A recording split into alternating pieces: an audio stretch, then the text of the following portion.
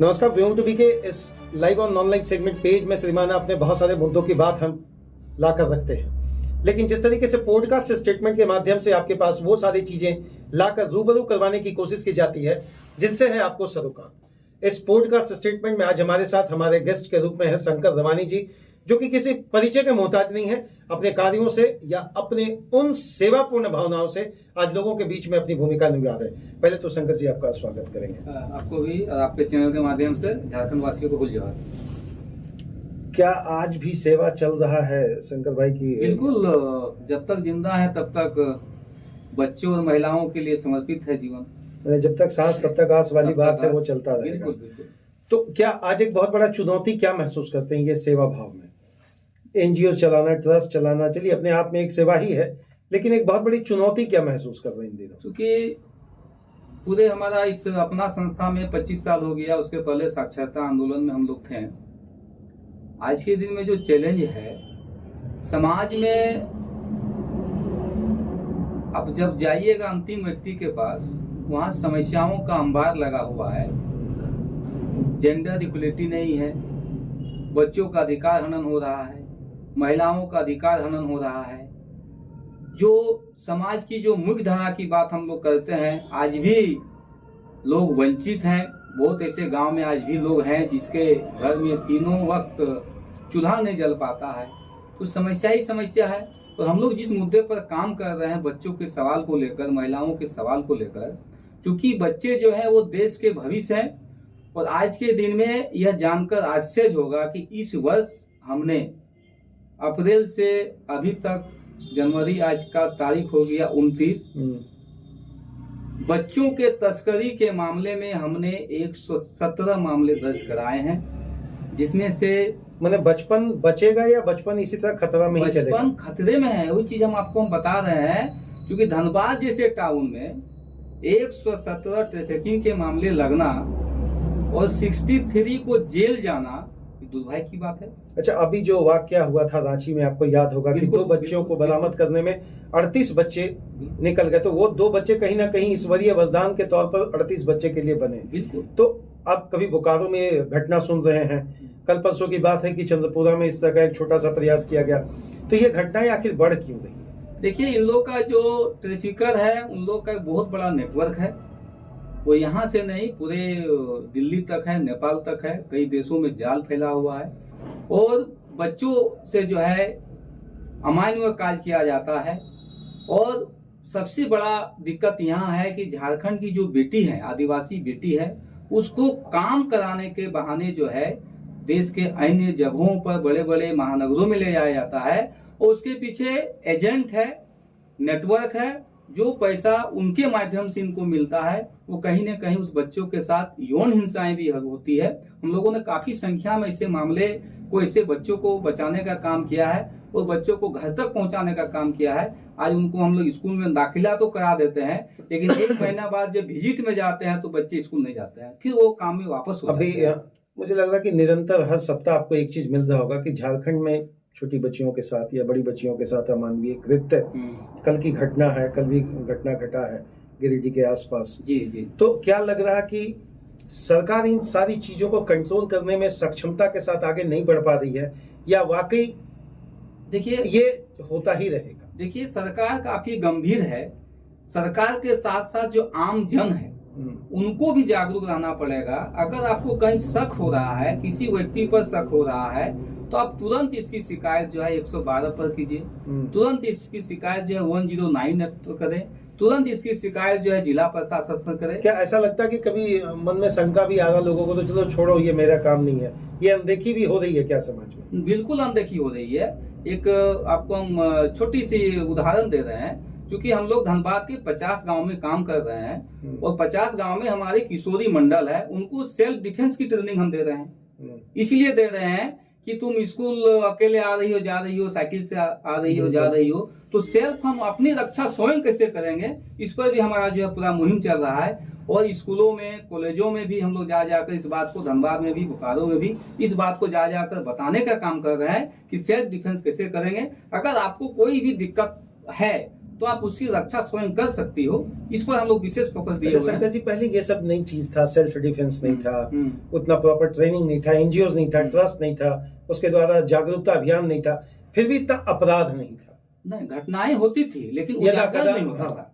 देखिए अभी 6 साल हो गया है, एक यादव जी का बच्चा जो है, छाताबाद का बच्चा है, कतरा थाना से जो है एक मिसिंग का केस दिया हुआ है, आज तक एफआईआर दर्ज नहीं हुआ है, 6 साल हो गया है। अब जब रांची में जब बच्चा हम लोग ढूंढे वहाँ, तब इनका नींद खुला है, हमको एफआईआर कॉपी भेजा हुआ है, एफआईआर नहीं हुआ है, सिर्फ एप्लीकेशन जो दिया हुआ है उसमें रिसीविंग भी नहीं है। 6 वर्ष पहले 6 वर्ष पहले घटना 6 वर्ष घटा बाद बरामद होता है, है, नहीं हुआ। नहीं हुआ। यही तो आश्चर्य की बात है, जब थाना गया उसको सना दर्ज करना चाहिए। नियम है कि अगर सना दर्ज के 24 घंटे के अंदर बच्चा मिसिंग नहीं हुआ पाया गया तो उसको एफआईआर दर्ज करना है। तो इसके लिए तो प्रॉपर सीडब्ल्यूसी के आप लोग सदस्य भी, मेंबर भी, ये सब है। बिल्कुल, इसके लिए जो है, इसीलिए हम आपके माध्यम से आमजनों को ये अपील करना चाहते हैं, अगर ऐसे मामले आपके पास आता है तो आप थाना में सूचित कीजिए और 1098 को भी सूचना कर दीजिए, सीडब्ल्यूसी को भी सूचना कर दीजिए, संबंधित एनजीओ को सूचना कर दीजिए, ताकि उस पर मॉनिटरिंग कर सके और आला अधिकारी से बात करके तुरंत उस पर कार्रवाई कर सके।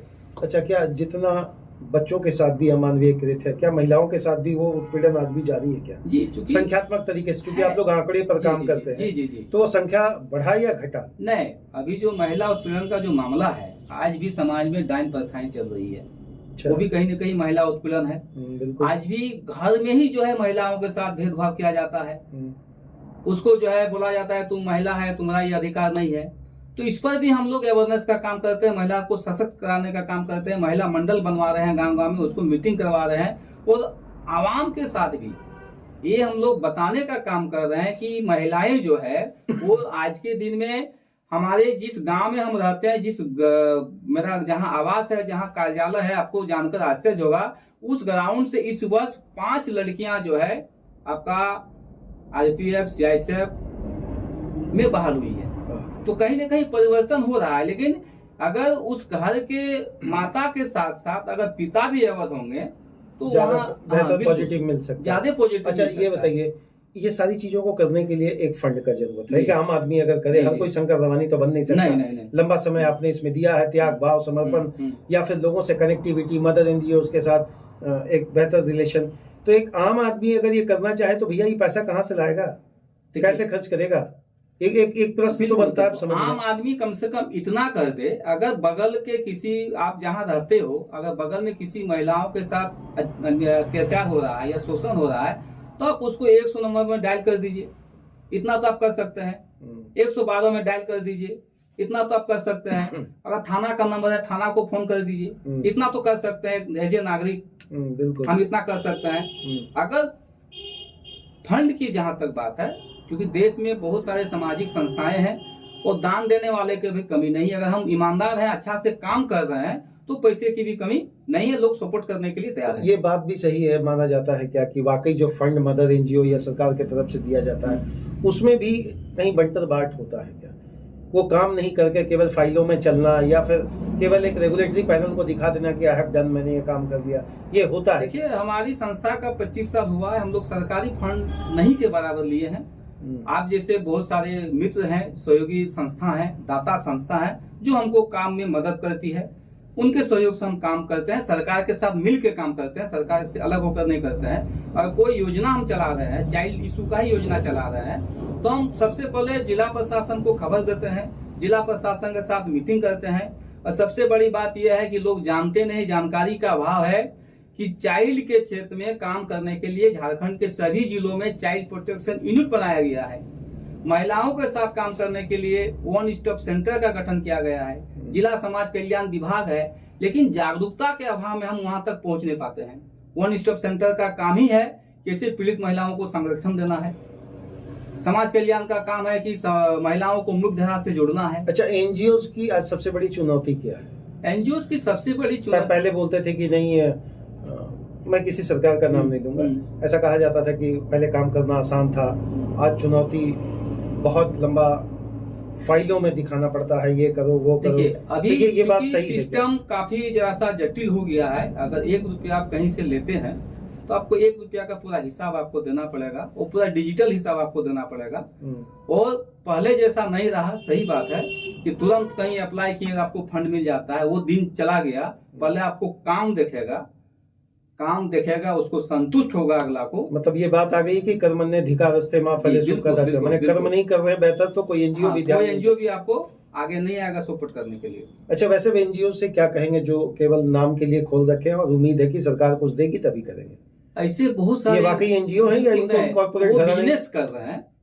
धनबाद में बहुत बड़ा एनजीओ है जो आईटीआई भी चला रहे हैं, बीटेक चला रहे हैं, पॉलिटेक्निक भी चला रहे हैं, लेकिन एनजीओ के नाम से चला रहे हैं और सरकार से एनजीओ के नाम से फंड भी लेते हैं। उसको हम एज ए सोशल एक्टिविस्ट के रूप में या समाज सेवी के रूप में हम नहीं कहेंगे, क्योंकि वो तो बिजनेस कर रहे हैं, एक व्यवसाय कर रहे हैं। मतलब एक टैक्स स्लैब से बचने के लिए वो सारा, जिसके कारण जो है जो ग्रास रूट में काम करने वाली स्वयंसेवी संस्थाएं हैं, सामाजिक संस्थाएं हैं, उनको भी बाधाएं उत्पन्न हो रही है।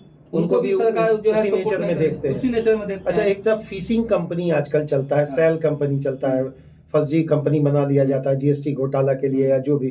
क्या हम ये मानकर चलें कि बहुत सारी ऐसी भी संस्थाएं हैं जो बस संस्था है, उन लोगों के कारण वो संस्थाएं बहुत ज्यादा परेशान हैं जो धरातल पे काम कर रही है? देखिए, सच्चाई है कि बहुत ऐसे आपको कंपनी मिल जाएगा, बहुत ऐसे सोसाइटी मिल जाएगा, बहुत ऐसे ट्रस्ट मिल जाएगा, कार्यालय उसका मिल जाएगा, लेकिन उसका एनुअल रिपोर्ट देखिएगा इतना मोटा होगा हमसे ज्यादा। अच्छा, इतना मोटा होगा, हमसे ज्यादा होगा। अगर मेरा 20 पेज का है तो उसका स्वाभाविक है कि 50 पेज का होगा, लेकिन वो उस एनुअल रिपोर्ट को लीजिए, हम भी आपको एनुअल रिपोर्ट देंगे और फील्ड में जाकर देखिए, आपको सच्चाई पता चल जाएगा। तो उसके चलते हम भी बदनाम हो रहे हैं, ऐसा नहीं, वहां पर घुटने टेकना पड़ जाता है। हाँ, बिल्कुल। अच्छा, ये जो बड़ी बड़ी कंपनियां सीएसआर का दंश रखती है, मैंने ये कर दिया, वो कर दिया, मुझे ये करना, डीएमएफटी भी एक प्रकार से हम कर लें एक वेलफेयर फंड ही है, तो क्या ये सीएसआर, ये सारी जो फंड है, कंपनियां ईमानदारी से धरातल पर दिखाती है? एक्चुअल में सीएसआर का नियम है कि जो प्रभावित क्षेत्र है, मान लीजिए हम लोग बीसीसीएल कोल माइन क्षेत्र में हम लोग रहते हैं, तो प्रभावित क्षेत्र में ही डीएमएफटी का पैसा को खर्च करना चाहिए था। उसमें प्रावधान है कि सोशल जो प्रोजेक्टेड अफेक्टेड एरिया है उस पर खर्चा करना है। लेकिन धनबाद में आपको जानकर आश्चर्य होगा, डीएमएफटी में भी और बीसीसीएल में भी जो है दिल्ली की कंपनियां आकर काम कर रही है और हमारे प्रपोजल को फेंक दिया जाता है कि आप लोगों को काम करना नहीं आता है, इसलिए कि हम लोग हाई फाई नहीं है उतना, हम लोग स्टैंडर्ड नहीं है, हम लोग ग्रास रूट के आदमी हैं, सीधा पब्लिक से बात करते हैं, समस्या का समाधान करते हैं, लेकिन वो तो बड़का बड़का प्रोजेक्टर में प्रदर्शन कर देता है। तो धनबाद में डीएमएफटी भी जो है,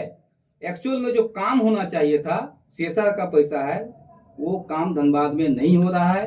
पुल पुलिया से क्या होगा? मतलब सेवा में भी मेवा का जी बिल्कुल खेला चल रहा है। बीसीसीएल में भी वही हाल है, टाटा में भी वही हाल है, मैथन पावर में भी वही हाल है। बाहर से इस कंपनी को बुला के देता है, लोकल को दरकिनार किया जाता है। मान लीजिए हम अगर काम लेंगे तो ईमानदारी से तो काम तो करेंगे, शंकर दवानी को पकड़ सकता है कि उसका घर यहाँ लोकल है, लेकिन दिल्ली से कोई आएगा काम करने तो आप उसको कहाँ खोजने जाइएगा? प्रोजेक्ट 3 साल के बाद वो बैक हो गया। अच्छा, इसमें दोषी कौन? सरकार, आम आदमी? दोषी मैनेजमेंट है, क्योंकि वहां तो अपना सेटिंग से काम होता है, मतलब सब फाइलों में ही रह जाता है। बिल्कुल बिल्कुल, फाइल में बच्चे पढ़ जाते हैं, फाइल में सुरक्षा हो जाता है। जो आज एक बहुत बड़ी समस्या झारखंड की है, आदिवासी का जो उत्थान होना चाहिए। लूटता आदिवासी कहने में मुझे रत्ती भर गुरेज नहीं होगा, मैंने तकलीफ में आदिवासी, बिना पानी का आदिवासी, बिना शिक्षा का आदिवासी, स्वास्थ्य की बात ही करना कोरे कागज की कल्पना है, या फिर यूं कह ले कि उनके लिए विकास रूपी एक पन्ना है। बिल्कुल सच्चाई है, क्योंकि झारखंड राज्य अलग ही यहाँ के आदिवासी मूलवासी के लिए हुआ है। लेकिन आज भी टुंडी चलिए, तो चाची का आदिवासी गांव चलिए, आज भी टुंडी से जो नौजवान हैं वो पलायन कर रहे हैं, रोजगार के लिए बाहर जाते हैं। वहाँ की युवतियां भी बाहर जाती है, लोग भी बाहर जाते हैं। अगर रोजगार का यहाँ साधन रहता, यानी जिस उद्देश्य से झारखंड अलग हुआ है वो उद्देश्य तो पूरा नहीं हो रहा है, कहीं न कहीं यहाँ के लोगों को छला जा रहा है। तो यहाँ का जो अंतिम व्यक्ति जिसको हम बोलते हैं, अंतिम व्यक्ति का जब तक विकास नहीं होगा तब तक हम मुख्य धारा से जोड़ने की बात कहना बेवकूफी होगी। अच्छा, शंकर रवानी जी के जब निजी व्यक्तित्व को खंगाला जाए, देखा जाए, समझा जाए, तो आप रवानी समाज से भी जुड़े हुए हैं। बिल्कुल। तो रवानी समाज के आप ज्यादा हैं या सामाजिक समाज के आप ज्यादा हैं? एक ऐसा प्रश्न है जी। जो दूसरे एनजीओ वाले, दूसरे ट्रस्ट वाले पूछते हैं, जानना चाहते हैं, समझना चाहते हैं कि बटे हुए हैं क्या शंकर रवानी जी, या वाकई भी दोनों तरफ संतुलन भाव बना हुआ है? पहले हमने कहा कि मेरा जीवन जो है सामाजिक में ही बीतेगा, बच्चों पर खास करके हम काम करते हैं, क्योंकि रवानी जाति में आते हैं, चंद्रवंशी जाति में आते हैं, तो सामाजिक कार्यक्रमों में जाना हमको उचित लगता है, हम जाते हैं। अभी समाज में हम कोई पदाधिकारी नहीं है, लेकिन प्रभाव कहीं न कहीं लोग मानता है कि शंकर रवानी आएंगे तो समस्या का समाधान होगा। राजनीति में भी तो आपका प्रभाव है, लोग जब रवानी गुट का बात करते हैं, मुस्कुराते हुए दबे हुए हिस्से से हम हाथ आपके पास रख रहे हैं, तो कहते हैं कि शंकर रवानी जी का सहयोग जरूरी पड़ेगा।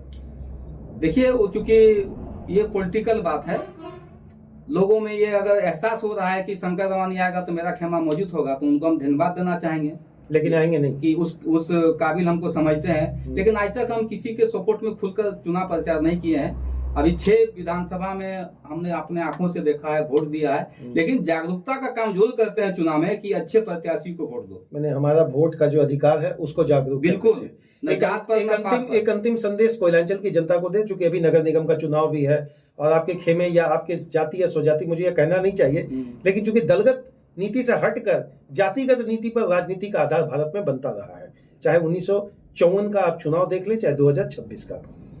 क्या कहेंगे, हमारा मेयर कैसा हो, पार्षद कैसा हो, उप मेयर कैसा हो, या फिर पंचायत चले जाए, हमारा नेता कैसा हो? बिल्कुल, ये बहुत ही अच्छा सवाल आपने किया है। आपके चैनल के माध्यम से 55 वार्ड के आम जनता, खास करके यूथ छात्र से हम अपील करना चाहेंगे कि दलगत भावना से ऊपर उठकर, जात पात से ऊपर उठकर आप ऐसे प्रत्याशी को अपना मत दें जो समता मूलक समाज बनाने में अपना विश्वास रखता हो, जहां हमारे साथ दर्री में बैठकर खाना खाने वाला हो, हमारे साथ गांव में घूमने वाला व्यक्ति हो, वैसे व्यक्ति को प्रत्याशी बनाए। और समस्या पर एक फोन पर आपको फोन उठाएं, क्योंकि आप सभी लोग को जानते हैं। इसीलिए हम इस बात को कह रहे हैं कि आप प्रत्याशी का चयन एकदम सोच समझ कर करें। माननीय TN शेषन ने कहा करता था कि दामाद चुनते हैं ना जी, तो हम दामाद का चयन करते हैं, ठोक बजा के करते हैं। तो धनबाद नगर निगम का सवाल है, ठोक बजा कर कीजिए, जाति भावना से ऊपर उठकर कीजिए, धर्म भावना से ऊपर उठ कर कीजिए, जो हितैषी है उसी को मतदान करना है। क्या अंतिम संदेश रहेगा वो लोग जो आप फिर एनजीओ बनाना चाहते हैं, ट्रस्ट बनाना चाहते हैं, सेवा करना चाहते हैं, वाकई सेवा या मेवा, उनको क्या संदेश देंगे? जो भी साथी जो संस्था बनाए हैं, कम से कम सप्ताह में एक दिन उस संस्था का बायोलॉजी को पढ़ें, उसका मिशन और विजन जो है उसको पढ़ें, उसी हिसाब से काम करें, आपको कहीं कठिनाइयों का सामना करना नहीं पड़ेगा। इतना मैं दावा के साथ करता हूँ। बहुत बहुत धन्यवाद शंकर रवानी जी, जिस तरीके से आप अपनी बात को रख रहे हैं। आपने लिखे हुए पन्नों को ही आप अगर पढ़कर सेवा में उतर जाए तो यही बहुत बड़ी बात होगी।